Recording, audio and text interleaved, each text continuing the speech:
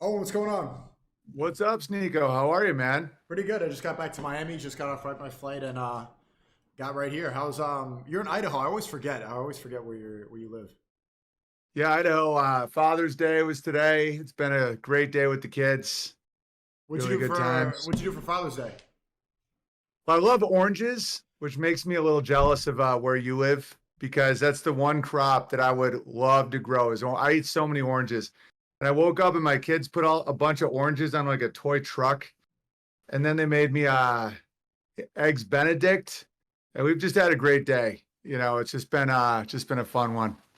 That's good, man. I look forward to being a father and having the being able to celebrate Father's Day like that. Your Wi-Fi's a little laggy again. I mean, I checked before we started. It might be Discord, man, because I do a lot of these, and it only happens with Discord. you want me to call you on Zoom? Yeah, that'd be awesome. Okay. I'll send you a Zoom link. All right, cool. Where are you gonna send it? I'll send it to you on Discord. You just click it from there. Okay, cool. All right. Cheers. Well, Chad said, why are you calling dads? Because it's Father's Day. Because it's Father's Day. Bro, I checked up with him because this happened last time. And I was like, bro, can you make sure your Wi-Fi is good? He's like, yeah, it's good. And immediately I call him. It's like, hey, he's not a boomer. He's like 30 something. Okay. Zoom link. Like it's COVID. How to. Okay. Call your dad? Of course I did. Chad, did you call your dad today? How do I set up a Zoom call? With video on. Gotta log into my Zoom. Bro, I haven't used this since like 2021. Since quarantine. That is the boomer one. Like even Lauren Chen's not a boomer. She's 29, but it's like these conservatives like, can we use a StreamYard? Like what? Like Myron's like, let's use StreamYard. What's Discord? Actually, I ain't gonna lie, bro. When I started streaming, I was like that too. I ain't gonna lie. Okay, I'm logging in, verifying my Zoom chat. Just give me a sec.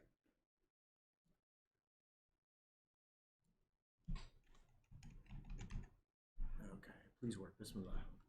There we go. Make sure.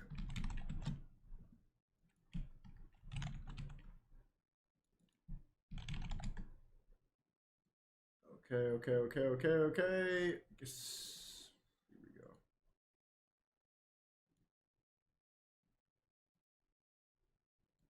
Okay, launching Zoom. He just texted me. Are you sending a link here? Yes. Sticko should have so fucked. Yeah, I know. The dentist stream's gonna hit though. Are you guys gonna be there for that stream? Yes or no? I don't know. How do I make that funny? Like, is that funny or is that a stupid idea? Oh, yeah, you're gonna be there? Okay. Zoom. Do I have Zoom? Launch Zoom.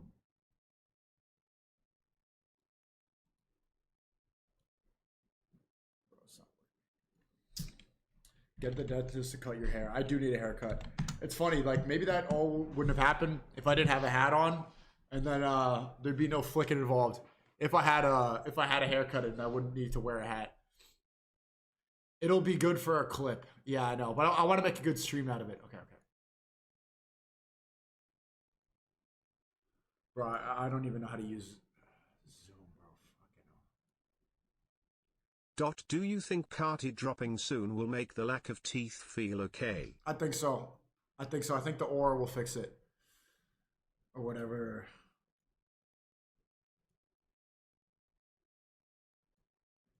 Oh, it's not working. Oh, I have to download Zoom, okay? Downloading Zoom.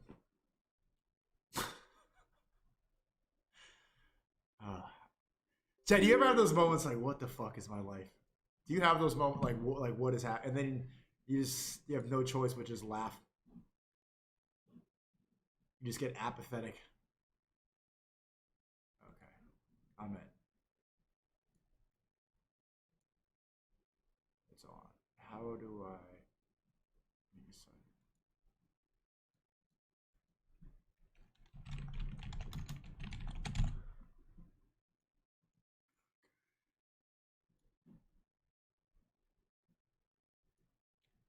Should be happening too much for my liking. What was the talk to me TTS real quick while I fix this? Like, what was that moment for you?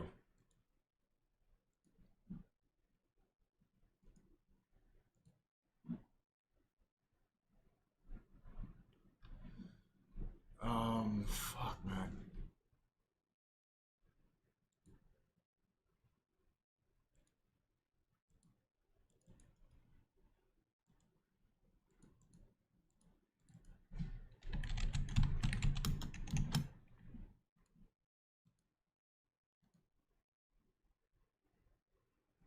Who let Nick wear that outfit? You had a good outfit. Okay, my bad, chat. My bad. Everyone's leaving, of course.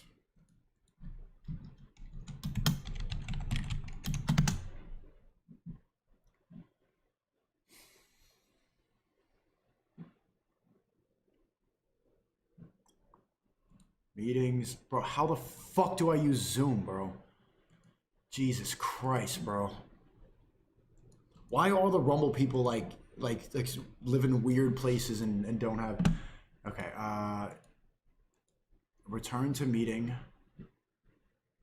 Raise hand. This just reminds me of.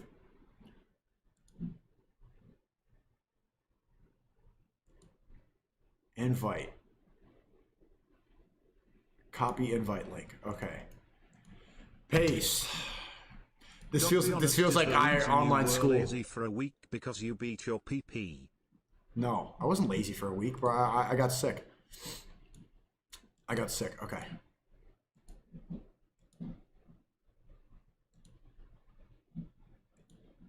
All right. Here we go.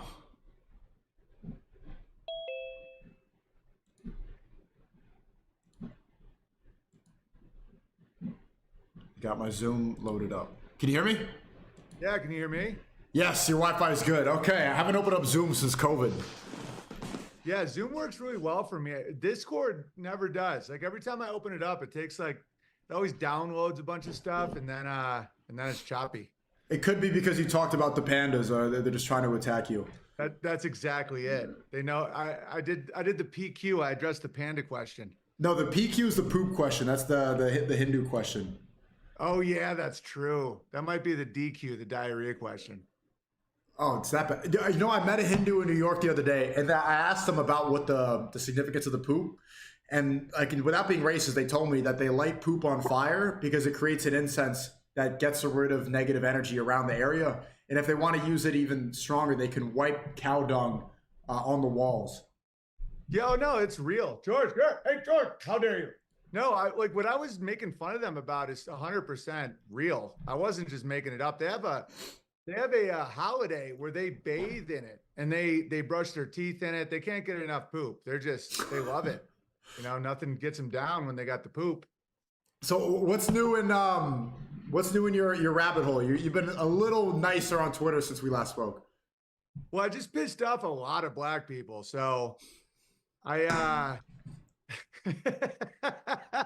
I don't know if you saw the last like 6 hours, but things seem to be pretty and I was just pointing out that AI has a harder time with black people and it's hard to light them.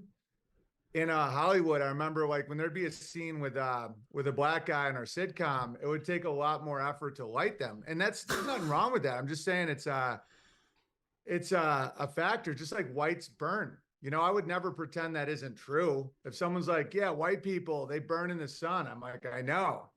But blacks don't really show up a lot because when you got punched, I was like, I don't know if that's Hootie and the Blowfish, the guy from Fresh Prince, that might be Ice Cube. Like, I can't tell them apart. And then people, you know, I think black Twitter, I just saw my impressions were like over 1 million on one of these. And that's usually when black Twitter gets involved. When they start quote tweeting, what do they call you? What's that? I don't know what the insult would be against you for like the average black Twitter user.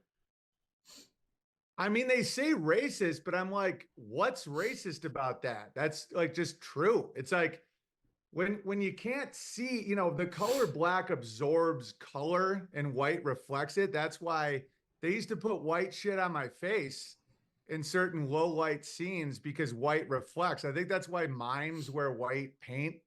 It's not you know, it's just a fact. And so I don't know. That's what I've been into But lately. what does that have to do with AI? I get the lighting aspect. Like you probably need not 3-point, but maybe 9-point lighting. But what does AI have to do with black people? Because just look it up. AI facial recognition, black people. It has a hard time identifying black people, and unless it's like noon, because it can't. It just optically, it's just hard to get the points they need to figure it out. And so now there's, you know, Harvard saying it's racist and blah blah blah. But like it has a hard time with Chinese people for a different reason, where, you know, so many of their features look so similar. But they figured that out in China. But with black people, it's about lighting, where if it all kind of meshes together, the AI can't figure out who it is. And I was just kind of joking about that, and people got kind of pissed. I'm wondering about your new conspiracies too. I met Okay. General Patton. Have you went down that rabbit hole? the World War II general. Yeah, about the role of Sweden in World War II and the Wallenberg family, and what Mount Doom was, like what Mordor was, and how it was the telecommunication cables that all come out of Stockholm. No, what is that? Dude, super interesting. That was the stream I did on Friday, where if you look at the actual picture of the telephone building from you know, the early to mid 20th century, it looks exactly like how Mount Doom, the Eye of Sauron, is. And it even has that circle in the middle, and it had cables, 4,000 cables coming out of it, so you wouldn't have sunshine around it. And Tolkien was implying that that was the place that would spy on the world. Like they own all the underground cables, and Ericsson owns all the telecommunication and all the spyware and all that stuff. And just the role Sweden plays in world events, but you never hear about it because the Wallenberg family, their whole motto is act Why without you being low-key seen. look like Mr. Beast at 50. And just the role of them during World War II is fascinating. And then General Patton was calling them out, went to Sweden, was talking a lot of shit about Stalin and about how we should have kept fighting Stalin and taken Eastern Europe. And then within a month, he was dead from a 20-mile-an-hour car crash where everyone else survived. And then later, someone admitted that they killed him. And it's just this whole rabbit hole. And just how orchestrated a lot of the world events are just to keep the financial system going. It's pretty fascinating. Do you think that pretty much every major historical event in recent or maybe all human history is lied about by the victor? 100%. And like why they do it. And just the role that we play in all of it too. I've been really hitting the personal accountability lately about our behavior and what we do that contributes to the need for this blood and this insane world that we live in. Do you know about what's your thoughts on Anthony Cumia? I don't know, because you were making the stand-up circuit, and he was like had this big radio show. Are you close to him at all? Well, it's interesting you bring him up because I wanted to talk about the land thing that we did, because Cumia called it a scam, and I want to explain why we did it, because it's exactly what Fuentes just went through. But I've done Anthony Cumia's show a bunch of times in New York City, and I've always known him. I don't have a problem with him, but he hates flat earthers or people that question the moon landing. You know how there's people that think you might be a little wacky, and then there's people that they hate you. I call it boomer brain. Yeah. Where they're so baby boomered out that the idea that you would question that they played golf on the moon drives them absolutely insane. And so, yeah, I think for that, he thinks I'm crazy, but we're gonna debate on censored TV, I think soon. We're gonna debate the moon landing. That should be a lot of fun. I figured that you guys were, but I don't know why, like, I don't know the history, but I figured you guys like knew each other and had some sort of discrepancies. It is funny seeing like that MAGA, not just MAGA, but like the boomer brain mentality, because these people, they treat Trump like a messiah. They actually consider him God. I went to Turning Point USA in Detroit, and these people genuinely see, like, you could ask a boomer, what do you think of Trump? Like, he's chosen by God to save us. They'll say that word for word. And then things like Israel to have undying allegiance to, they think Israel's our greatest ally. They don't know why. They believe they just believe everything that the news has told them for the past couple decades without any sort of logic behind it. And if you question it, then they get upset. But I think Cumia has the potential to you know, I've liked his stuff. I've been listening to Obie and Anthony for years, so meeting him yesterday was pretty cool. No, that's cool. That's the thing that I hope people understand about me. I can have like a beef with someone about a topic and not hold them, like not have it be personal at all. Like I don't have any personal problem with him, and he's funny, and I just don't really care, you know. But when I pissed him off about the flat earth thing, and when I made fun of Gavin, and then he said I was doing a land scam, I wanted to explain what that was, because we crowdfunded to get land so that we could have events and not be canceled. Because I used to go through what Nick goes through, where I'd get a theater, last minute cancel, sold out. And so then I started renting the theaters myself, selling the tickets through PayPal on my website. Last minute, same thing. You're full of hate, sold out. And I'd have to like refund thousands of people. And then we'd have to like go to a library. It was just a mess. And you just experienced it. Yeah. Yeah, And yeah. it was over and over. Like I would have to do the children's library while like war criminals are doing a stadium down the street. It was just, and the hypocrisy was driving me a little crazy. And during COVID, so I was like, if we all chip in $400, because I looked online, and that's how much like a Joe Rogan stand-up ticket is. It's like $400. I was like, if we all chip in $400, we can get land and we can have events and camping and weddings and all kinds of stuff on it. And that's what we did. And we didn't hit our original goal, so we couldn't get this giant commercial thing that I wanted, but we did get land. And again, we had weddings, camping, events. And then of course the powers that be start hammering the zoning boards and the media, and I had to fight that legally. But then we found another piece of land that works a lot better. And that last special I did, that's on my Twitter, the pinned tweet, the Noble Savage, we taped that in a hayfield in Missouri from land that we bought with no debt. And it really is an idea that's so cutting edge for people that get banned a lot that I don't mind if people don't understand it and call me names, because it is hard to explain at first. But I think now is a great time to explain it because of what just happened to Nick. Yeah. That's why I hit you up. I'm like, dude, I actually know how to get through this. But even if you don't want to do that, if you get private land, private venues without debt, because the bank can pull the mortgage, dude, they get sneaky. So, and you have a private relationship with them, that's how that works. Like I started doing shows in like warehouses, barns, tents. And then they have to leave you alone, because that goes against property rights, as long as you don't break the law, you know? That's what's happened. I mean, you're not going to get punched by a librarian, at least. If you go to the fourth pick, then you have to go to some restaurant venue, and the security guard is tweaking about. I mean, they were like, he probably doesn't agree. He's probably hearing the speeches, he gets upset, but you're not going to get punched by a librarian. But what was it like in those, you know, doing stand-up at a children's library? Dude, honestly, super fun. I mean, I felt really disrespected at first, but the adventure was incredible. It was like a real adventure. It was like a real hero's journey that I think a lot of people don't get to go through. But crazy, you know, just seeing how we can make it work changed my life. Because at first it was insane. I have this new baby, another one's on the way. I used to be like, my touring was so simple. I would just get booked all over the country as much as I wanted all the time. And then that's ended with the trans kid thing. My agent dropped me. Yeah. But, you know, I have a good enough business sense where I can call up venues, book myself, and then they would cancel me. And then the narratives would say, oh, he did it himself.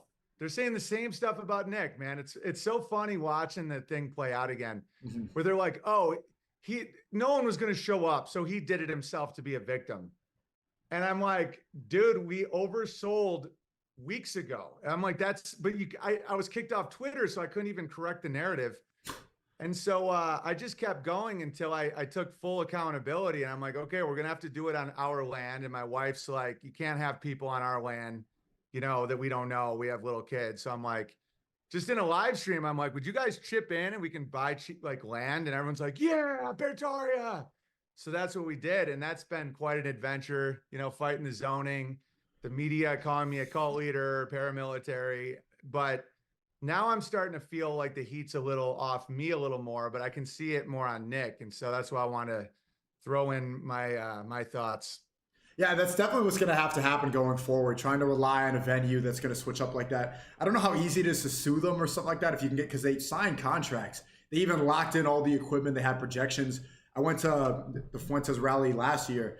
Bro, it was like a whole venue. They had projections everywhere, TVs, crew, all this stuff, cameras everywhere. And for them to lock up all that equipment and get the cops to come and give them trespass is just like, is ridiculous. I don't know what it's going to be like trying to sue them. Were you able to get to sue these people who canceled? Dude, lawsuits suck, man. They're I mean, some people might be able to if he has backers or if he has that level of funding, maybe. But for me, you know, tortious interference and all that stuff. Like I sued Patreon for 2 years, and I thought it was open and shut. You know, those are the craziest ones when I thought it was the most obvious tortious interference, but they can just drag them, and you have to spend all this money, and you never know how the judge is going to rule. And so I just started saying I'm going to build or create whatever I need to, like the alternative that I want. And that for me is my path. But some people have had a good experience with lawsuits, but I haven't. Yeah, it's just very not my. People always say like you should sue this, you should lawsuit. I just don't want to. It's not my alley at all. I hate that. I hate dealing with lawyers. I hate the court. I hate the documents, the depositions, having to go and try to like craft a story in a way that like pushes. I just want. I'm a truth teller. So and lawsuits and all that. It's all lying. It's all manipulative lying and creating it and putting yourself as a victim. It's just not my alley. I'm not that type of person. That's why this world is like. Do you ever get to the point? I realized this point yesterday. I think right when I got hit by the security guard at like we're at this fourth venue at some shitty restaurant. They unplug the microphone. They start blasting "Sexy Red." You don't even know who that is, but it's a black female rapper, and she's like, "Shake that ass, bitch! Shake that ass, bitch!" That's actually her lyrics. And like we're here, people from all over the country are here to listen to these speeches, and you're hearing "Shake that ass, bitch" instead because they unplug it. And then I get hit in the face, and then I just start laughing. I'm like, this is my life now. I'm canceled everywhere. I'm here trying to go and be part of this anti-Israel movement. This is what I care about. And I'm just, I'm getting hit by the security guards of the fourth choice venue. Do you ever have a moment where you're just like, fuck it, man? Just laugh about the circumstances? Dude, constantly. I'm just like for me, it's with what the mainstream comedians are allowed to do versus what I am. Like I'll be making a really good point that in context makes total sense in a live stream. And there's people like hunting and clicking and trying to warp it and try to make me sound unhinged. And then you listen to these mainstream comics and they're like, yeah, I just got back from Thailand where I did a sex vacation. And, you know, I showed everyone my dick. And then they'll like show everyone their dick on the stage, or they'll tell some teenager to take DMT, or, you know, that he wants to have sex with Jesus. You know, like these are like the main guys. And so my whole thing was, what's the moral standard? Because like I'll back Fuentes for this situation, and people will say, oh, don't you know Nick said this, or don't you know this? And I'm like, what don't you understand? That the lead singer of Aerosmith adopted a young teen from her mom so that she could go with him on tour to have sex backstage. I'm like, same with the Rolling Stones, same with all these people. I'm like, so what's the moral standard? So you can't be Catholic, you can't be against Israel, you can't have any quotes that people don't like. Like, what exactly is the thing? Because I'm not saying, we don't like Nick Fuentes. I'm like, that's not the point. The point is, what makes him worse than the rest? And then I figured out it's because as long as you go along with this like communist lie, you know, this comfort blanket that everyone puts around their shoulders, they let you do whatever you want. You know, you can do, because there's this whole narrative about me eating a pot brownie with Joey Diaz like 7 years ago, and that's why I went crazy. When Joey Diaz has done podcasts talking about how he makes chicks blow him to get stage time. And I'm like, that's fine. And again, people are like, why are you going at Uncle Joey? And I'm like, I'm not. I'm establishing the moral standard. The standard. Like, okay, so if that's allowed, how can anyone possibly pretend like I'm the crazy? He's a double felon. He's went to prison for kidnapping.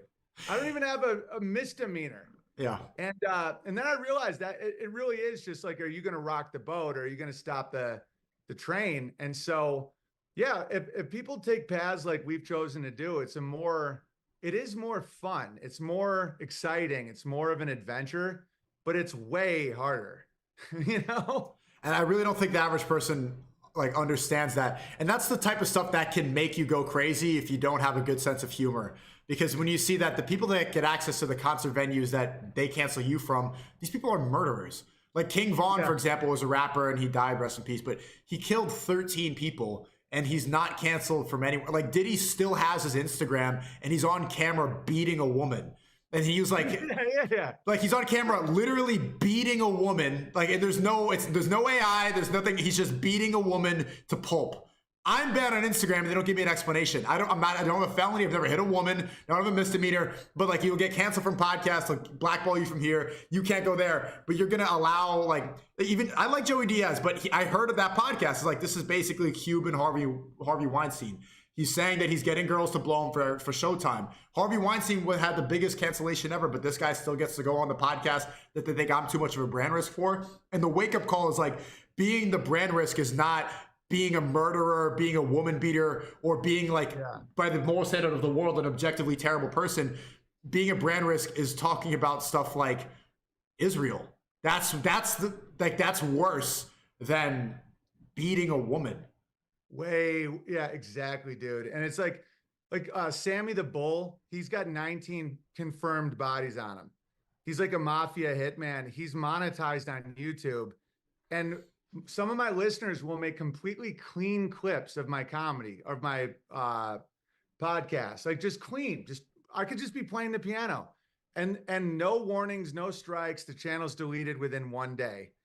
And so what I've learned to do is not get frustrated, take accountability, be grateful, because if not, we'll look like the bad guy. Like if we're always just complaining about how unfair the world is, and people don't know the whole story, that it doesn't, it doesn't work. And so I'm like, this is all happening for a reason. There's a price that we have to pay in order to speak our minds and do what we think is right and be on a truth path.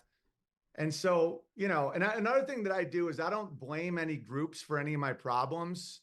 And that's helped me too, because, it's because if you don't do that, it makes it a lot harder to gaslight you and to make you sound irrational if you're just doing your thing. It's like right now they're literally trying to, demonize me and try and make it seem like I'm this evil person because we crowdfunded for land for the price of a ticket that's cheaper than a normal ticket for like most comedians. Well, they're doing all these scams and NFTs and grifts. I lost money on the land thing, but it was one of the coolest things we've ever done. And we got to have like maskless camping during COVID. And so if you go crazy when you're looking for approval from them, because they're never going to give it to us unless we kneel, unless we give them authority over how we think, like whatever you say, they're never going to approve of us. And that's okay. That doesn't mean they're going to crush us. It doesn't mean we can't prosper and have beautiful families and all that. It just means that we can't play in their their sandbox. And you know what? The more time's going on, the more I think their sandbox is not the place I want to be. I wonder what you think about the double standard or the dichotomy of being an entrepreneur or like being involved in that world, or what you really think true freedom is. Because I think there's a lot of like the new entrepreneurs who start making money or getting successful from the internet. They think that true freedom is just financial. But I hear the way you live out there in Idaho with your family. It seems like you had a good day with the kids. And it seems like true freedom is just being able to do what you really want whenever you want. There's a lot of guys, and I still deal with this too, but like I can't really relax. Every moment I'm always thinking about what I'm supposed to be doing next, and I'm always building towards something. I can't have the chill Father's Day and play soccer with the dogs and the kids, So what do you think true freedom is, Owen? Well, you're at an age where I'm 44, so it's good that you're hungry. It's good that you're always thinking like that. I mean, most of my days are very task oriented, and I'm always I have to actively have chill times. Like I'm constantly doing my thing, but true freedom, that's a great question. I think a lot of it has to do with not being of having victim consciousness, where taking full authority is the most freeing thing I've ever done. And it also is the hardest. So like, for example, like Israel, Jew, Zionism stuff, like saying the Jews run America versus we allowed them to, we have to change. The second is more powerful for the individual to think versus the mentality that someone's doing something to you and there's nothing you can do about it, versus like feminism. Blaming women for feminism shirks the authority of men. We should say, because of our behavior, because we haven't led women properly, feminism flourished. We have to change. We have to lead women better, versus saying these women are doing the feminism to us, then we are now under women. We are now under whatever you're blaming. And I'm not saying not have accountability or justice. I have to do a bunch of caveats when I talk this way, because people are like, so rapists, don't prosecute them. I'm like, no, definitely prosecute them. But then ask yourself, like, what did you do to put yourself in that situation?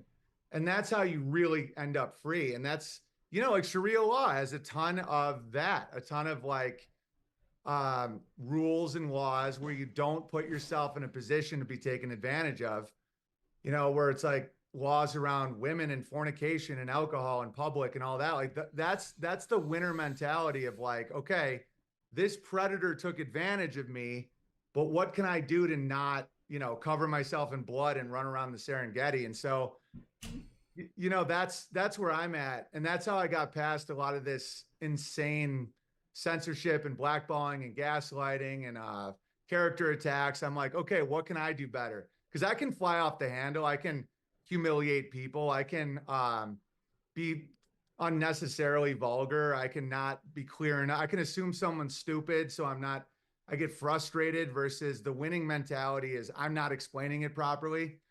And that's where I'm, because like there's different levels of freedom. Getting out of debt is a big level of freedom. Taking accountability, not being under the thumb, not giving over your authority to somebody else to think for you. But accountability is big. It really puts the power back in yourself. Well, that's the problem with leftism, is that they give you all the justifications to never take accountability at all. Like if a woman is walking outside in public, literally with just duct tape over her nipples and a little something in front of her crotch, and then like guys stare at her, she's like, look at these evil men staring at me. Or even men have problems if they're not successful. It's like, oh, it's because I'm short, or it's because they have all these reasons to deflect and never take responsibility for themselves. But I guess that's I hadn't thought about that.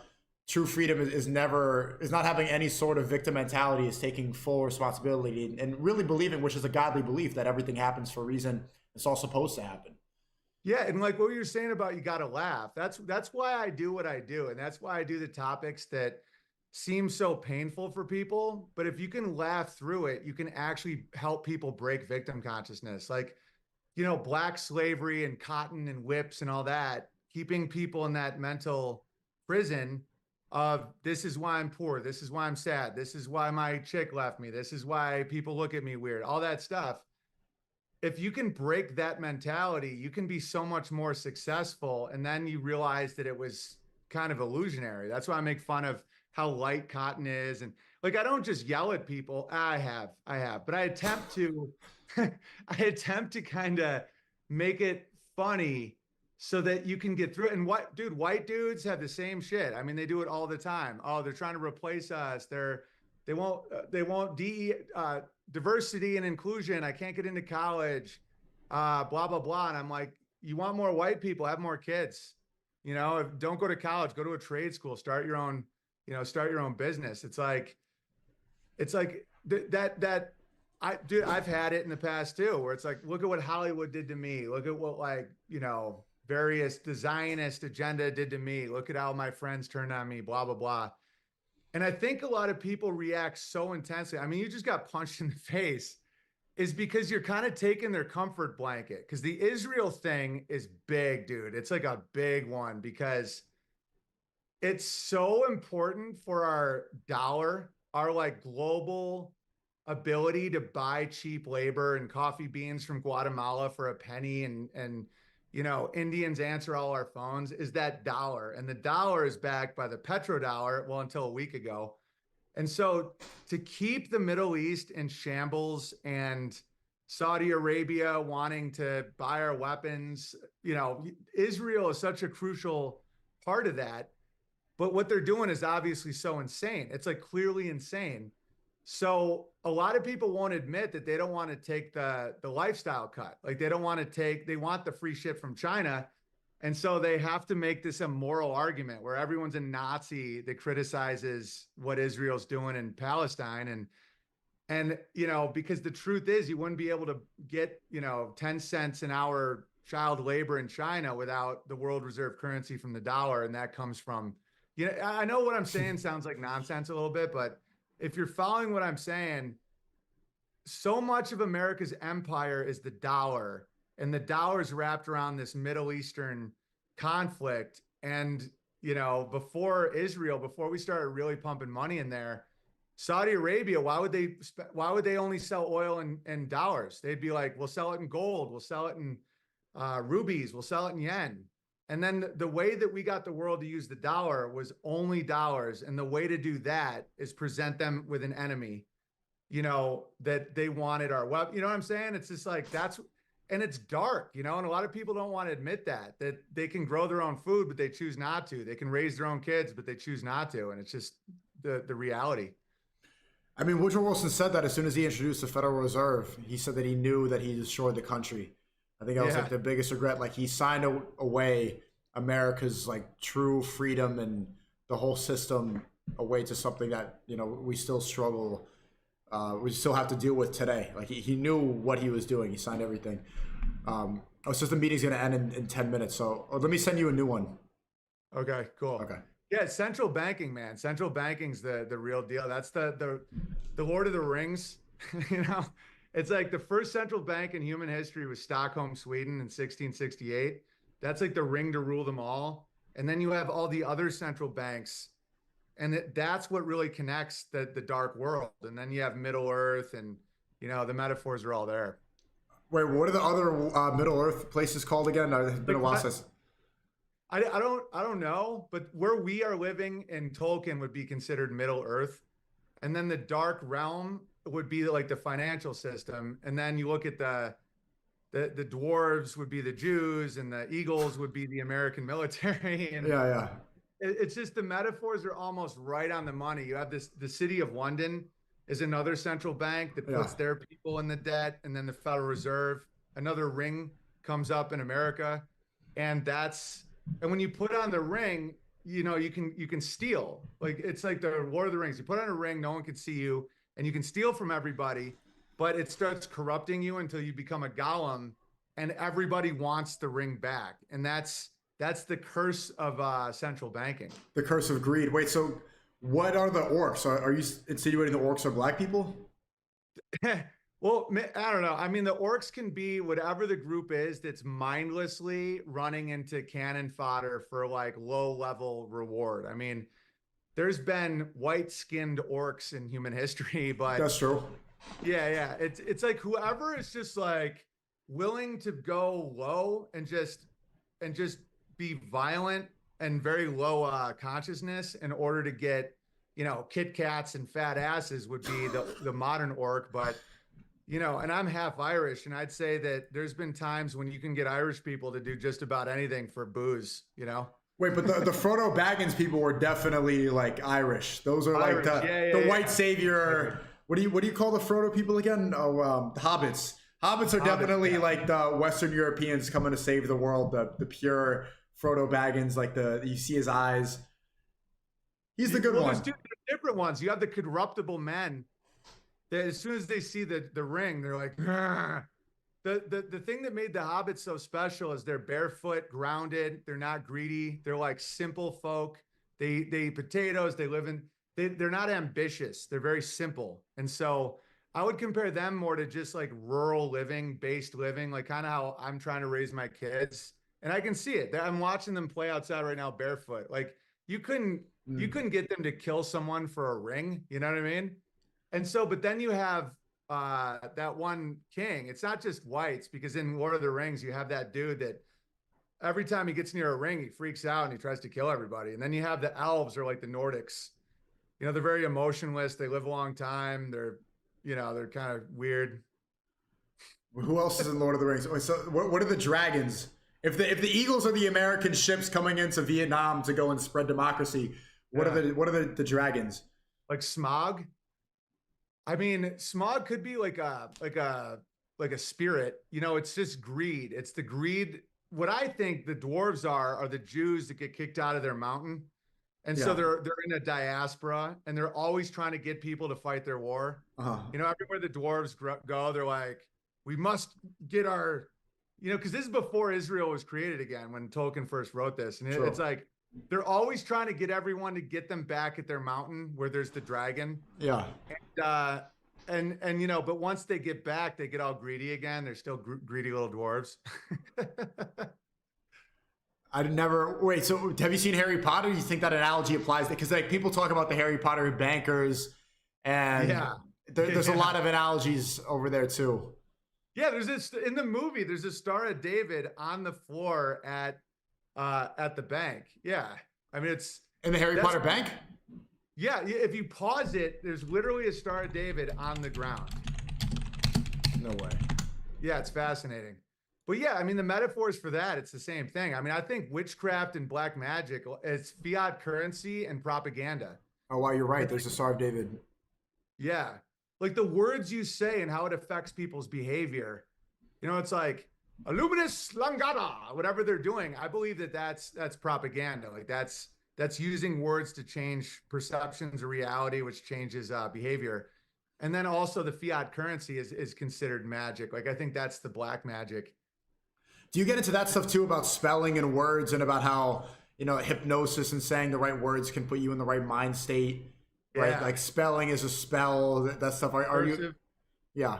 Oh, cursive. I never thought about that. Yeah. Are you into that stuff?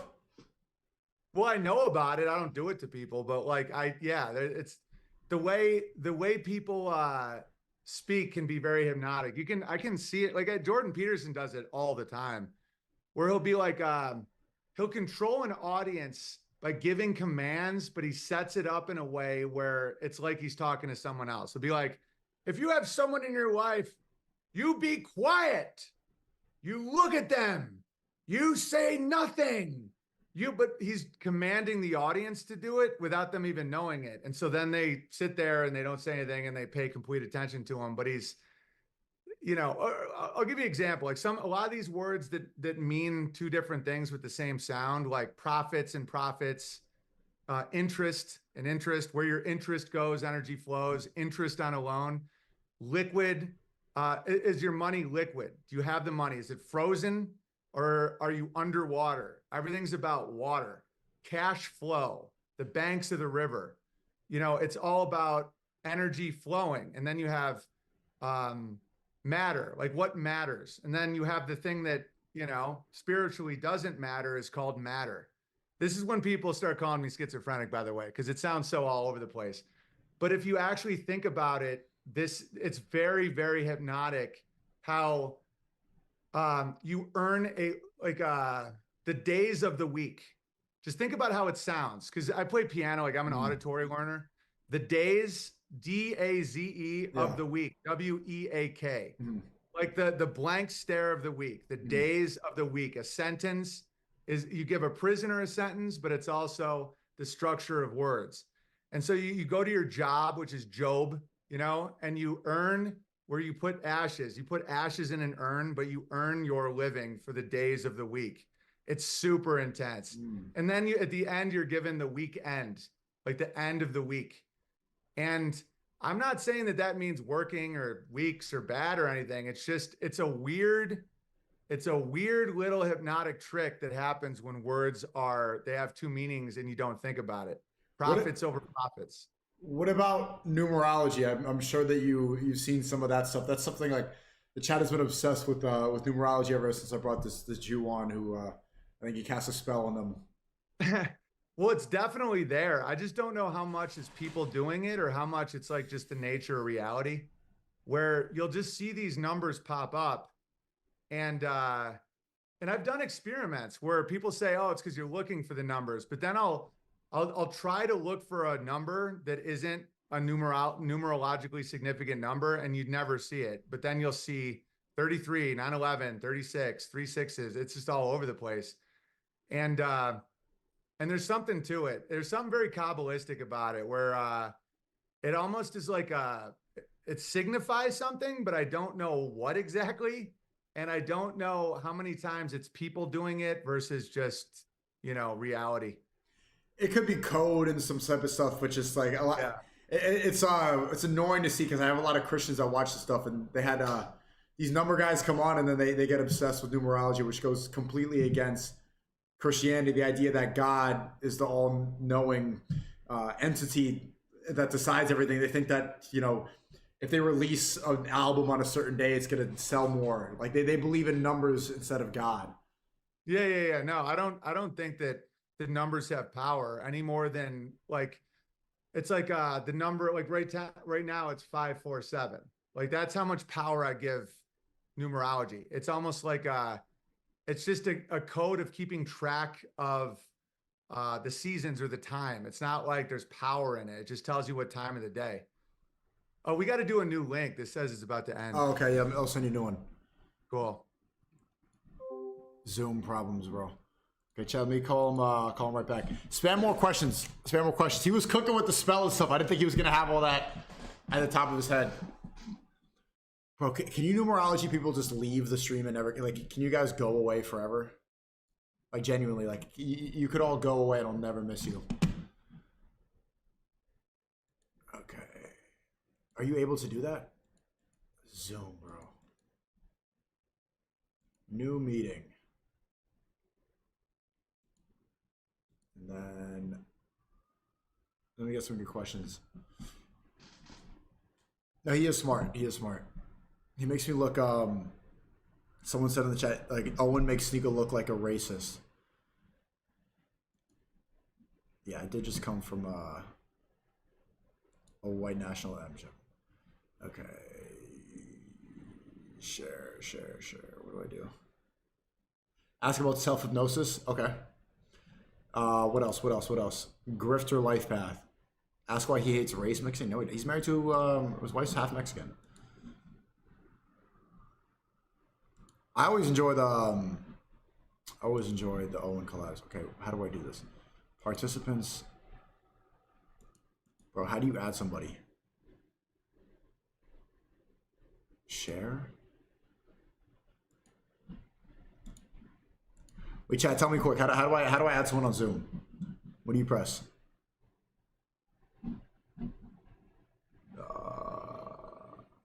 Participants.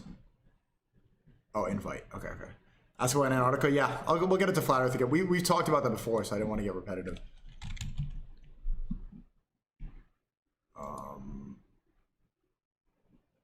Do you think Zerla being allowed on BotTube is a way to make the red pill look stupid? I think you're in too deep, brother. That's the dumbest conspiracy that you could have thought of. You're like, well, what if it means that? Ask about 9/11. Yeah. Atlantis. Yes. Have you guys forgot about my meth teeth? You guys stopped yapping about that for a while. Chat, how do I add? What if I just tell? Okay, end meeting. Let me see. I'm just gonna open Zoom again. Okay, so Antarctica 9/11.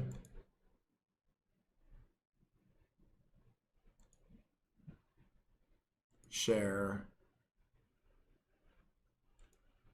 Yo, Waze, how to? All right, let me call Waze. You did forget about the teeth?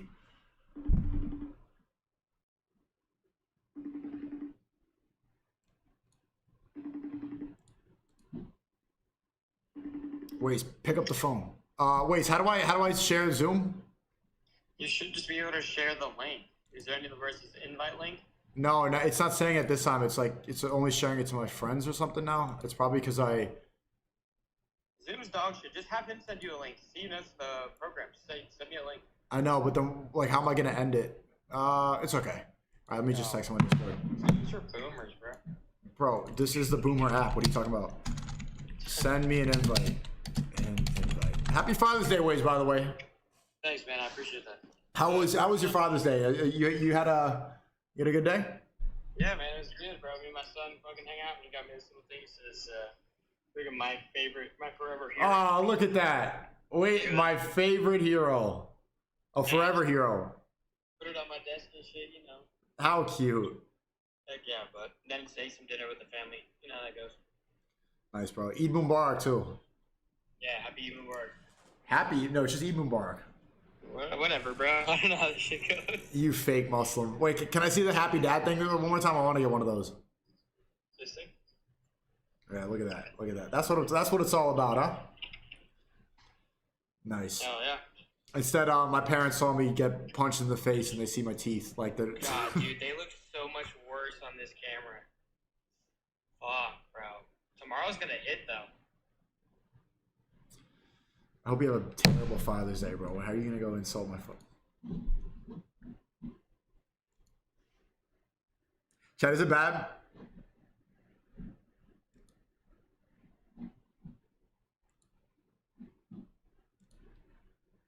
Hey, can you hear me?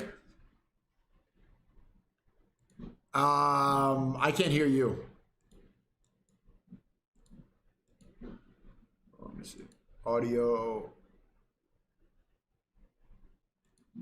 Let me see. Can you speak again? Take two. Hello. Okay, hello. yeah, we're good. We're good. Yeah, I wanted to ask you about Antarctica. If we could, can you hear me? Yeah. Can you hear me? Yes. Okay. So, oh no, you know what? We spoke about Antarctica. What's the truth about Atlantis? Oh, dude, Atlantis is a whole thing. I mean, some people say that the New World may have been Atlantis. I'm not really sure about Atlantis. One thing, some gravy that you might enjoy is Plato and no ancient work discusses the pyramids. The pyramids aren't in the Bible. Plato never talked about them. The idea of when the pyramids were made, I think there's some gravy there, but I'd love to talk about Antarctica as well. Okay, what about the pyramids? I never asked you about that. Was that the aliens? Was that the giants? Was the Anunnaki? Who built the pyramids?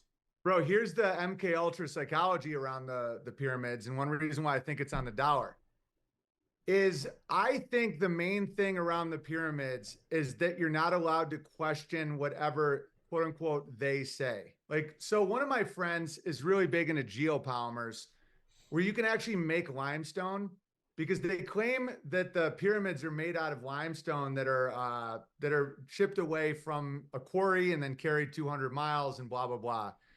And there's a lot of evidence that you can make it from geopolymers. Like, you burn a lot of ash and you mix various things together and you can pour it like concrete. And that would make a lot more sense that you can build the pyramids from moldings. Like, you make a mold, you pour it, and then you go from there. And the funny thing happens whenever you bring that up, people in unison all say, no, they said it's not geopolymers. And then you ask yourself, who's they? And so they is what we were talking about earlier about offloading your authority to someone else. They have already discovered this. And then we say, but can't we do experiments? Can we go look into it? And then you try, and the Egyptologists and that whole system don't let you actually look into any of it. You're not allowed access to the pyramids themselves or some of the documents they use or any of it. You can't do experiments. You can't show them anything. And you're blackballed if you go outside of the line. And I think that the metaphor of the pyramid, the mind control of it, is to get people to think that it's not up to us to figure it out. And so you say they, and then the thing about they is then they get to say whatever they want and change it all the time.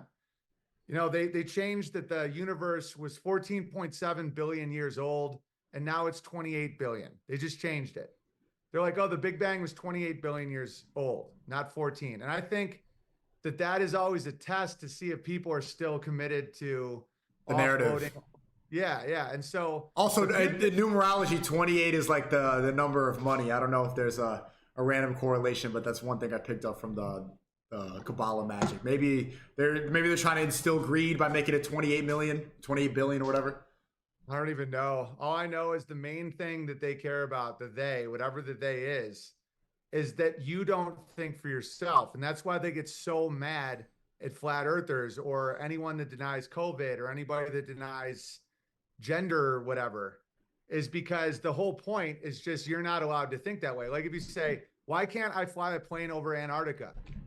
The answers you get, and this is, dude, it's all coming around, is called Stockholm syndrome, where it's out of Stockholm, like the Swedes that we were talking about. That's where Mount Doom is, according to Tolkien. But you start loving your captor and defending your captor no matter what. And so people say, oh, you can't, of course you can't fly over Antarctica. You would make a mess of the place. A baby boomer said that to me, you know, and Anthony Cumia would literally say something like that. Or they would say, you can't fly over Antarctica. There's not a place to crash land. Or you would have a negative effect on the local environment. Like the penguins will be upset. And that's so stupid. It's the same with the moon landing. Why can't we go back? Oh, there's no reason to go back. It's a dusty old rock. Oh, we don't have the money. We lost the technology. We lost it. We don't have the budgets. Government, right? It's so bureaucratic. There's just no way to go back because we don't have the grit. You know, those old timers, they could put a piece of tape over it and head up to the moon. And it's like you're in a different world when you don't offload your authority. And that's why we're banned from everything, dude. It's not because we're bad people. It's because we don't do that. Like you can be like, dude, I want to be Muslim. You know, you could be like, I'm going to go over there and talk to those guys. You know, I disagree with this. I changed my mind. Changing your mind and not offloading your authority is the most scary, regardless of what you're saying. Like you can say anything and they're just like, oh shit, you're not in the swarm anymore. And you can see that a lot, especially with the topics I'm bringing up, because Antarctica makes no sense. And once something makes no sense, you can theorize. Like you can think, well, why aren't you allowed to go to Antarctica? Because you're like, what you just told me doesn't make any sense. Or the same with the moon landing. And that's how you alert, you know, other people that are in this swarm that you're out. It's like the they live situation. They get really angry about, that's one that's confused me, is that they get really angry when you talk about flat earth. I was in New York at a party and these liberal girls came up and they asked me, because like, oh, you're the controversial guy. And I'm like, yeah. They're like, what's the most controversial opinion you have? I'm like, it's a weird question. And so I think the earth's flat. I started explaining it about the firmament and about, you know, how in the Quran says it's spread thin like a carpet, stuff like that. And, you know, the basic flat earth talking points. And they got really angry at me. Like I could have said like, I hate women and they would have laughed. But if I say the earth is flat, then they just like, where did you, like, they had a fear. Even now I see it in the chat. They're like, kill yourself if you believe that the earth is flat. Like, why are you not allowed to ask questions about this? Well, whenever people do that, you're realizing what they hold sacred, because I'll watch Christians have no problem when people make fun of Jesus, you know, no problem at all. They're like, you know, we may disagree, but you know, Sam Harris is a wonderful friend of mine. Meanwhile, they're like disrespecting who the Christian believes is God. But if you say the earth might not be a spinning ball, it's like you're attacking their God. And I believe, you want this, like my opinion, the psychology, is I think the idea that we're spinning in an empty vacuum from an explosion is their God, and it gives them nihilism. So nothing really matters if you're inside an explosion in something without, like a vacuum in an explosion, expanding infinitely until everything's dead. Like that's actually their religion. It's not even crazy for you to say, like, if you see any people talk about not having kids, they'll always say like, nothing matters, the world is crumbling, Iran, something like some Sudan, also we're spinning on an endless globe of nothing forever. Yeah. They'll say those points to justify spreading the idea that we should not have kids. Bro, it all comes back to the same thing. It's offloading responsibility.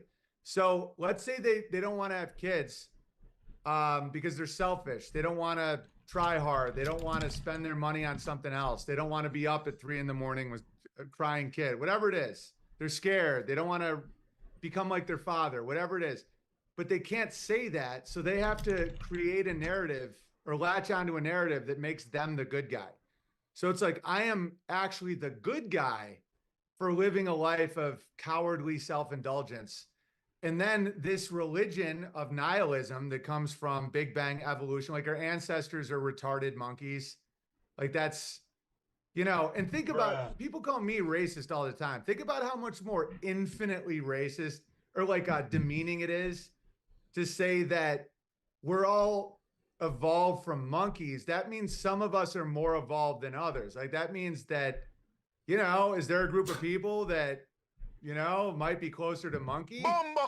And that's the irony, because I don't think so. I don't think like a black man is closer to a monkey than me at all. Like, I think that people have differences, and I mock the differences in the bike situation and all that. But the evolution narrative is so mind-blowingly insulting that, and they're the ones that always act the most insulted about racism, where it's like, how dare you sing a song about someone stealing your bike? How dare you say that you don't like to crunk and drink Tussin? You know, and I'm just, or like that blacks don't show up as well on photographs or whatever the hell I'm saying that week, or like Niggles fried chicken or any of my bits. But yet they're claiming that we all stem from monkeys and some of us are farther away from monkey. And I'm like, dude, that's your belief. And then nothing matters. And nothing matters also as a way to be morally relative, where you say, well, it's just an explosion anyway. It's just chemical reactions, when clearly it's not.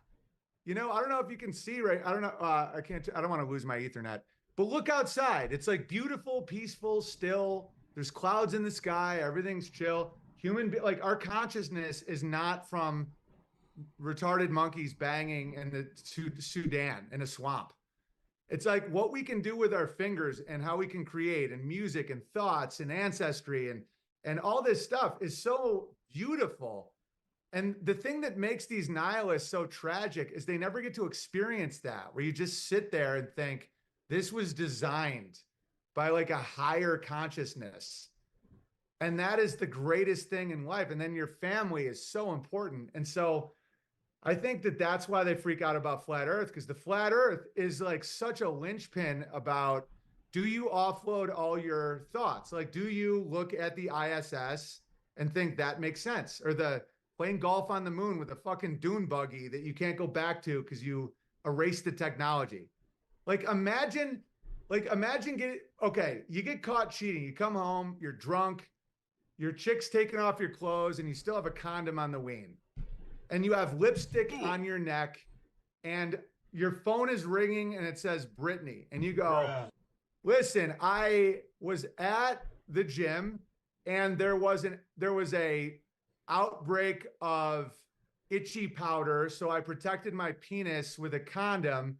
Brittany is the police because I recovered an old lady's cat, and this isn't lipstick, it's actually sunscreen because I have a mole on my neck. Like, it's that fucking stupid. It's like, imagine a girl just being like, yeah, that makes sense. Like, you clearly were protecting your penis with the condom because there was itchy powder. You know, it's so unbelievably not believable that if you offload your responsibility like that, it's because you just don't want to think. The girl likes the money the guy has. The girl doesn't want to change. The girl, you know, she just doesn't want to think. So she'll just say, yeah, that makes sense. And that's exactly what happens with most things, because people don't want the pain of existence. Do you think it's worthwhile telling people you know about the moon landing or flat earth, or is it not even like worth upsetting, you know, the close ones? Because people do really get angry when you talk about this. They get angrier than when you talk about racism or like seeing a murderous rapper get, like, you know, on the halftime Super Bowl show. If you question the shape of the earth, that really gets, so is it even worth trying to speak about it, or do you find it worthless because they'll call you crazy? It depends what you want out of life. You know, if you want to hang out, if you're in those circles, you can just not talk about it. It doesn't matter unless someone asks you. I just believe in not lying about it, like not pretending you are something you're not. But you don't have to put it in people's faces. I personally don't. If someone can't handle some of my thoughts, then I don't care if they never want to see me again. But you know, I'm in a farm in Idaho, so it's like I'm not gonna project that onto the world. I mean, a lot of people have to deal with so many more people than I do. Yeah. That, you know, you don't have to bring it up unless someone. It always helps to be kind of funny about it. Like if someone's like, "You think the Earth is flat?" Just be like, "Well, no, there's mountains and valleys and shit." I mean, they a little. It's funny when you like look outside, look at the beauty. I looked out my window and I just see, you know, it's dark and I see cars and traffic and lights, and you're like, look at the beauty of the outdoors, and your kids and dogs are running around. It's very different. Can I ask you about the Bermuda Triangle? That's one that I heard about a lot when I was a kid. It's like I can't even explain it. Is this like an area where ships disappear south of Argentina? I got some theories if you want to hear them. I do want to hear them. You want to know? Okay, here's one conspiracy theory about Bermuda Triangle. So you know where NASA launches all of its rockets? Cape Israel. Canaveral? No, Cape Canaveral. Yeah, it's funny. Israel, that's NASA's rockets. So it's Cape Canaveral, Florida is where it launches all of those rockets, and you watch them go up, and they always arc. But yet no one wants to talk about that. The rockets don't go up. They always make an arc. And if anybody wants to look it up, they can. And they fall into the ocean, in my opinion. Okay, so I don't believe they go up and people moonwalk and play the kazoo and dress up like you know, Spider-Man or whatever the hell they're doing up there. I think that they shoot a rocket, it goes up and it goes down to the ocean. So there must be thousands and thousands of rockets in the ocean, and you have to. It would behoove people to create a narrative to keep them away from that area. That's one theory. So like, let's say you don't want people in an area where there's evidence that you're committing a fraud. You know, you start creating this narrative. Another theory is there really is something weird going on in the Bermuda Triangle, and that your listeners feel free to look up that blew my mind. No one knows how eels reproduce. Okay, this is gonna blow your mind, dude. Is this worse than the panda or? No, because eels are real. I mean, they're like, it's not like the panda, because I'm not saying eels are fake or anything, but they don't know how they reproduce. And if you look it up online, they pretend they kind of know, but if you really look into it, they don't know how eels reproduce. It's like a mystery, dude. They don't know at all. And they've tracked a bunch of eels coming out of the Bermuda Triangle. Okay? I don't really know what to make of that. I mean, who knows what's in that thing, but if you think about how creepy eels are, they just look all, it's like satanic sperm or something, you know? And so they just come out of this area in the Bermuda Triangle, and no one knows how they reproduce, and no one talks about it. Everyone's like, "Oh yeah," you know. It's like, "Oh, that makes sense." Like all these scientists, it's like, "Oh, science knows." No, they don't know how eels reproduce. Do eels make electricity, or is that am I right or wrong? Yeah. Yeah, I don't know if they know how there's some species of eel I think they do know how to reproduce, but there's a lot that they don't. I don't know about electric eel, but I mean, if you think about that, dude, that they have like eels with thousands of volts of electricity in them that may or may not come from the Bermuda Triangle, and they don't know how they reproduce. That's like all people should talk about. Like all day long, people should just be like, have we solved the eel thing yet? But yet no one even knows. I want to figure out the eel question. You know, I think that's better than the panda question. Wait, so what's another animal that's a lie? There's eels are a lie, pandas are a lie. Well, I wouldn't say eels are a lie, but they're super mysterious, and they may be tied to the Bermuda Triangle. And so then you have, and then the panda, I believe, is like the Shih Tzu dog, where my opinion is they were like bred in captivity or made in a lab, because they've never existed in nature. I have some suspicions about other animals, like the koala, but I think it may have existed on an island. But to me, there's no way I mean, they're absurd, the koala bear. But you know, if there's an island without predators, you can get some pretty wacky shit, like the birds of paradise. You know, they wouldn't exist around an eagle or a hawk, but there isn't any where they live. So, but that's all I got as far as fake animals. Okay. What about Bigfoot? That's the most normie conspiracy thing. People are asking about that. That one's just straight. That's retarded, right?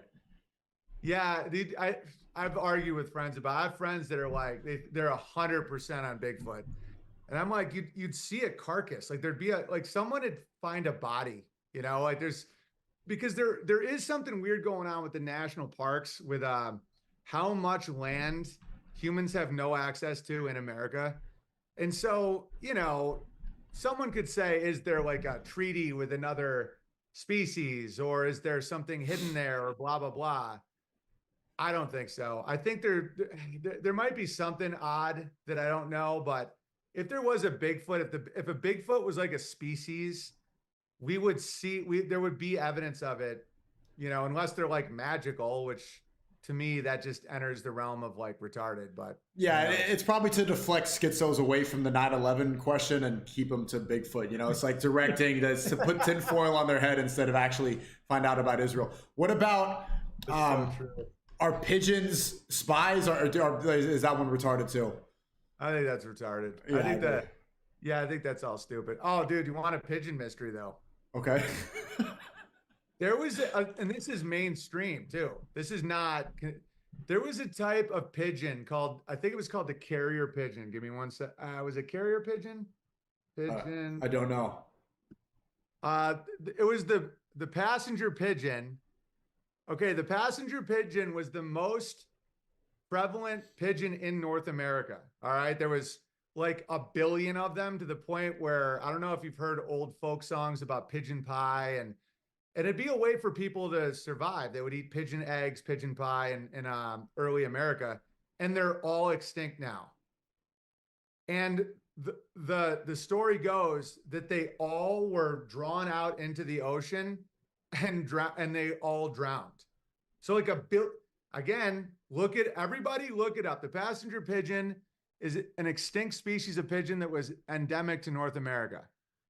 Okay, and they were really, really, really incredible birds. Why the passenger pigeon went extinct, they don't really tell you, but Nikola Tesla, when he said he wanted to marry a pigeon, he was talking about this type of pigeon. Oh. And they have this innate ability to follow electromagnetism. Oh, homing pigeon.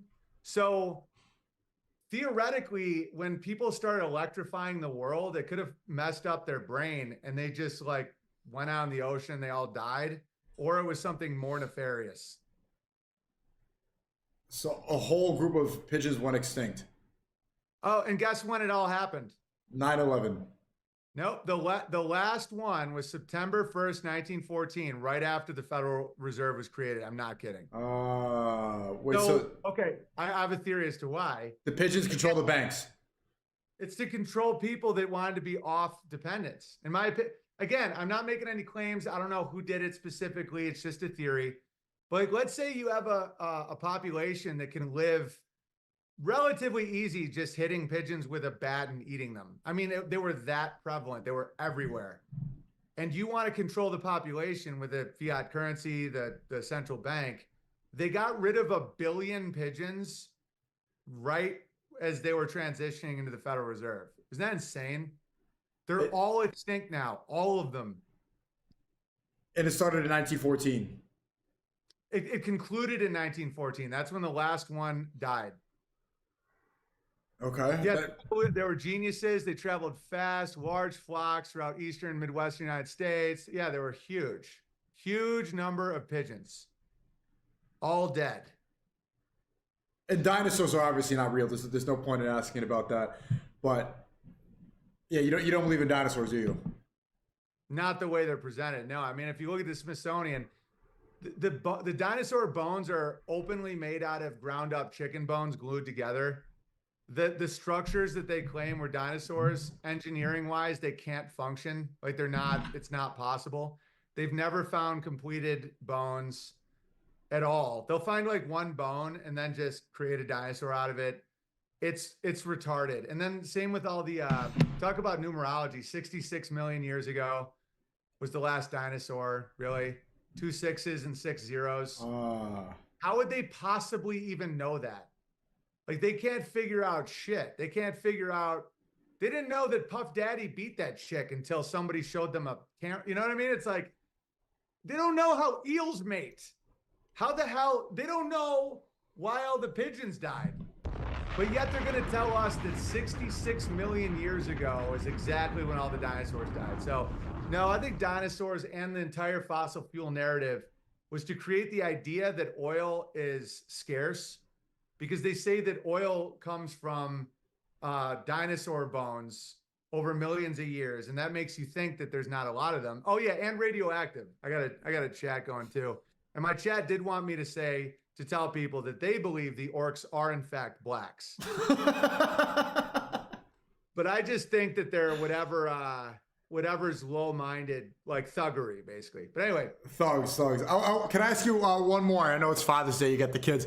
Can I ask you about skinwalkers? So, like, when you go to Nevada or you just talk to anybody in Vegas, they're always talking about these creepy skinwalkers that apparently exist in the desert. Some people think that those are jinn that exist in the form of some jinn is like demons, basically, or yeah, I think jinn. Okay, so what is a skinwalker? Yeah, I think of Vegas. You know, when you're looking at Nevada, you can't think about Nevada without thinking about methamphetamine. So I think if human beings don't sleep enough, they start being able to see jinn. That's my theory. So, because I think the worst part about drug use or partying or travel lifestyle or all that shit is not sleeping properly.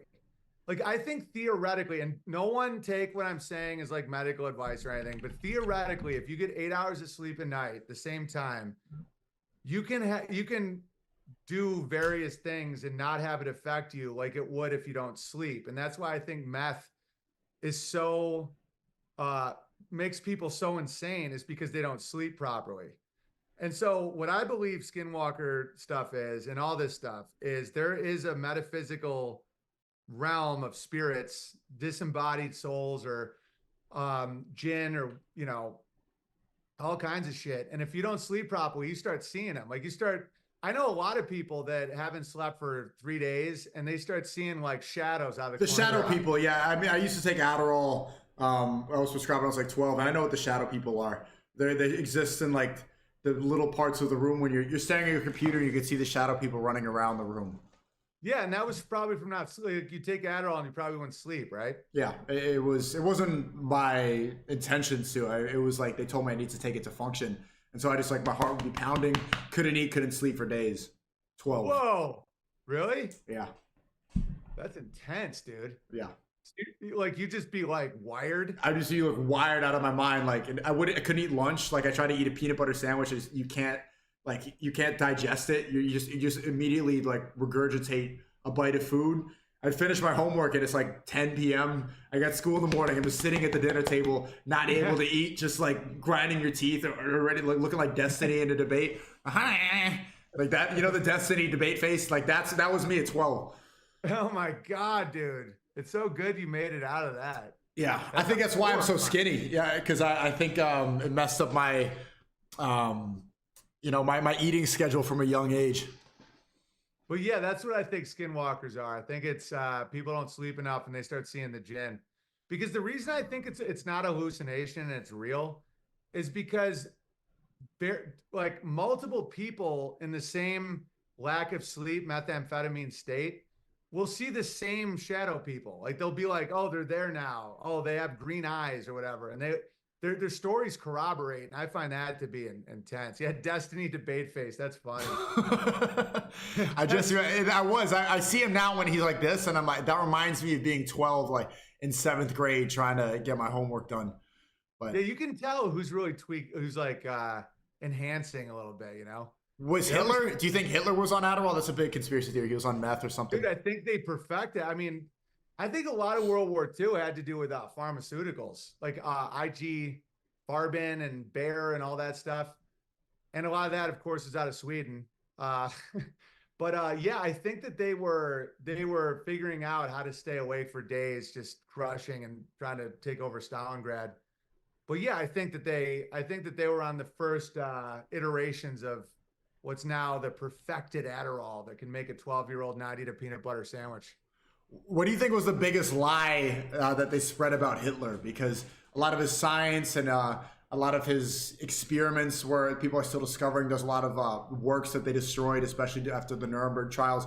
They destroyed a lot. The Nazis were doing a lot of like weird stuff besides the war that they don't really talk about as much. That they were doing research about like magic, and I don't know. A lot of this just seems like it could be schizo internet stuff. But what do you think was the biggest lie about Hitler?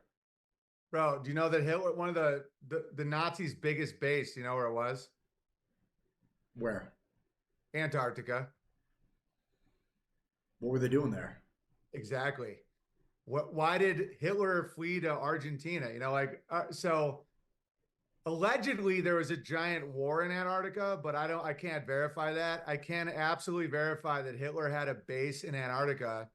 And I think that I think World War II, a lot of it had to do with fighting over who controls the realm. And I think controlling Antarctica is controlling the whole world, because it's the highest point in my worldview, which I know drives liberal girls crazy at parties. Antarctica is the ring around the earth.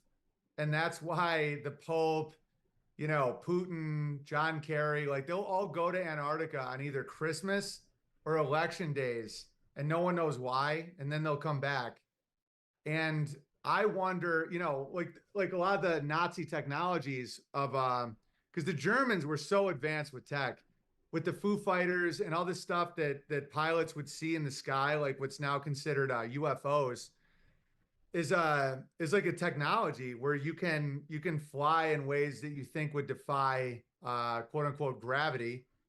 And so I think that there's a chance that part of the World War II thing was controlling Antarctica, because if you control Antarctica, you control the world. And that's, I think, one of the biggest, like the Antarctic Treaty from 47, or I can't remember when it was, but the entire world agreed that none of us are allowed to go to Antarctica.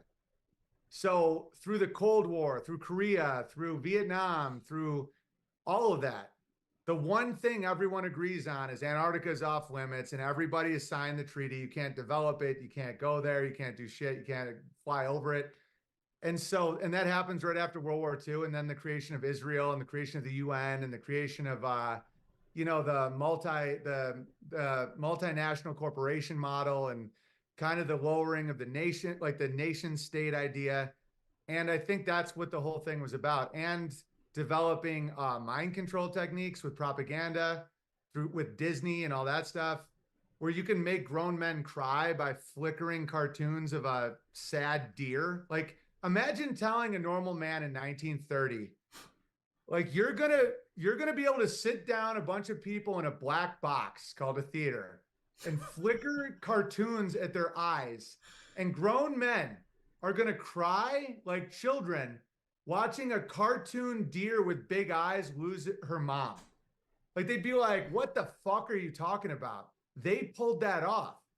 And so Disney, I think, was the propaganda side. And then you have the Bayer pharmaceuticals and all the stuff that was doing like the pharmaceutical ability to change the chemistry of people. And then you have, you know, the control of the realm, which I think is completely around Antarctica.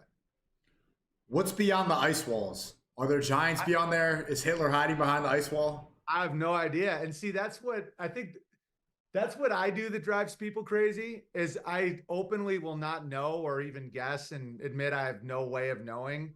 And people are like, yeah, but I got to know though. And that's one reason why I think people submit to other people's worldviews, is because they don't like not knowing. And I mean, I don't even know if it is an ice wall. That makes more sense to me than what I'm told. But who knows? I mean, it could be so many things. It could be an infinite plane. It could be like where the firmament comes down. It could be tons of land. No idea. I mean, The Simpsons was good at predicting everything, and the Simpsons movie was about the dome and about the barrier around Earth. Maybe we'll see it in our lifetime. We've seen crazier things happen in the past several years. Yeah. No, I'm just excited because what's going on out there is fun to think about. But I just love my farm. And that's one reason why thinking locally and really focusing on what you can control in your life and like what you can create, it gives you such a sense of peace. It's like I just planted a 20 apple tree orchard. Like right now I'm watching 4 of my sons playing barefoot in grass. It's like insane.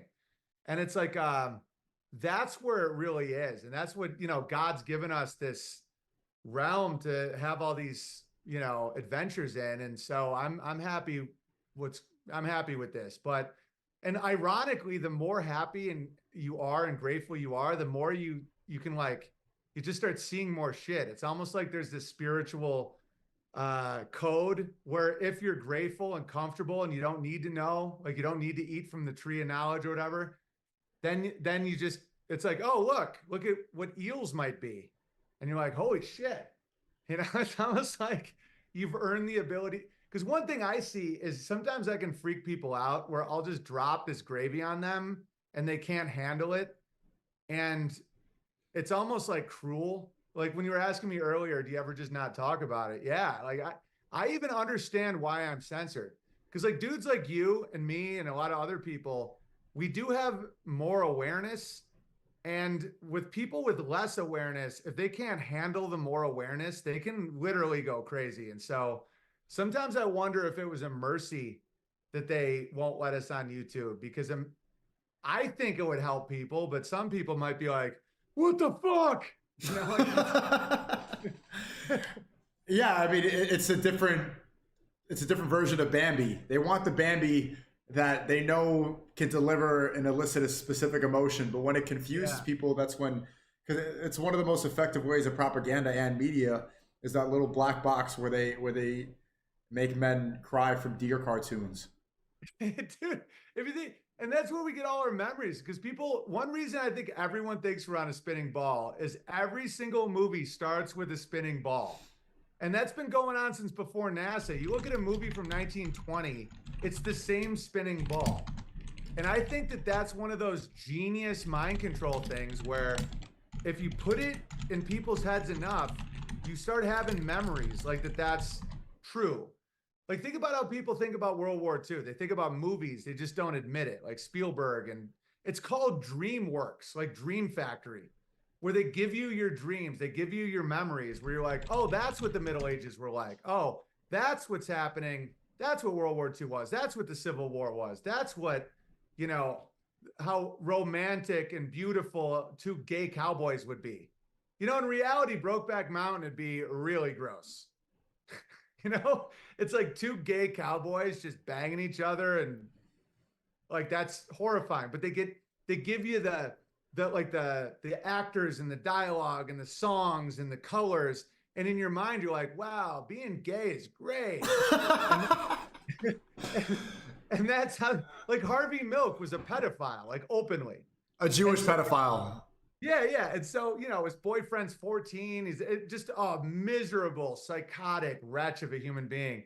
But you watch the movie and it's like, you know, it's this movie star and he's fighting for the people and he's funny. And so in your mind, you're like, that's Harvey Milk. And so when anyone makes fun of him, you're like, you hate my memory. And then you can show the history and go, no, he's a Jewish pedophile. And they're like, you're full of hate. And it's all this emotional stuff, man. Dude, I had a friend, I knew a guy back in the LA days. Dunnigan, Kyle Dunnigan had this great bit. He goes, I just saw that movie Milk about a heroic American, a real American hero who shot that faggot. Because, you know, Milk gets shot. Yeah. I thought it was great. It was like one of the funniest bits. And that comedy in Hollywood used to actually be like that. Like it was funny. Like people would actually do funny jokes. And now it's insane. I know it's a little bit outplayed, but I went back to New York last week and it's brutal. And you don't want to go like cancel culture is ruining comedy, because it's like, that's hacky now to say that, but it is really obvious. You know, like they really have to go and appease certain, it's completely ruined it. You know, everybody that was pushing the boundaries is over here in Idaho in a farm. Like anybody left there, they're all, vaccinated jokes. Yeah. But what's it like there? You can tell, I kind of wish that I never learned a lot of stuff that I learned because I can't stop seeing the influences of like I look at the graffiti and I see like demons, like the graffiti is actually like a demon coming out of a graveyard. And like you could see a witch coming out of a graveyard, and like look at the graffiti, like they're showing you that demons run this area, and it's always the most atheistic area where they're like the style, oh, this is where style derives from. It's like some area in East Village, and it's like that's where Basquiat did his graffiti, and like he influenced the whole generation of artists. But at the same time, Basquiat was a gay prostitute. He's getting fucked in the ass, and he was a heroin addict, and he's influenced this neighborhood so much, so everybody is kind of under this gay prostitute trance. But they don't, and they reject the idea of God so much, but they also don't realize how obviously they gravitate towards Satanism. It's like, oh, the style is cool here. We're all dressed like gothic, gothic dudes at a funeral, but they reject if you bring up spirituality or anything, they laugh at you, but they also embrace the antithesis of religion immediately. So I kind of wish I didn't learn about that, because it is fun if you don't know any of this stuff. You're like, yeah, you could like drink in like East Village and the rainbows are there and have a good time, and girls have their belly buttons out with the rings. But now that you see all the programming, you're like, oh, okay, this is they're just dressed like witches. Yeah, there's an ugliness to it too. It's almost like they feel the most comfortable around ugly chaos. And if you try to bring any beauty or order or logic or symmetry, that's what I think hate speech is speech that makes people feel bad. It's like a feeling, because you can say something objectively true and they say, oh, that's hate speech, because they have that like inability of facing these things. And I was working on an idea where the left wing is addicted to dopamine and the right wing's addicted to cortisol, where the dopamine is feeling good, where it's just nothing's going to shake you out of that like heroin comfort, where it's like no one can offend you, because offense feels bad. It feels like stress, or like denying any sexual impulse, making you feel bad about a perversion, like anything that makes you feel bad. They're addicted to dopamine. The right wing's addicted to cortisol, like Tim Pool, wow, Civil War is coming. Civil War, prepare. Everybody's going to die. So you have like the stress, like you can become addicted to stress, and like the sky's falling and everything's ending. And I've fallen into that sometimes, where I can over prep and get more guns than is humanly possible, like needed ever. And so I think like those areas, when you get addicted to dopamine and you can't face any harsh truths, that's when you get 400-pound runway models and,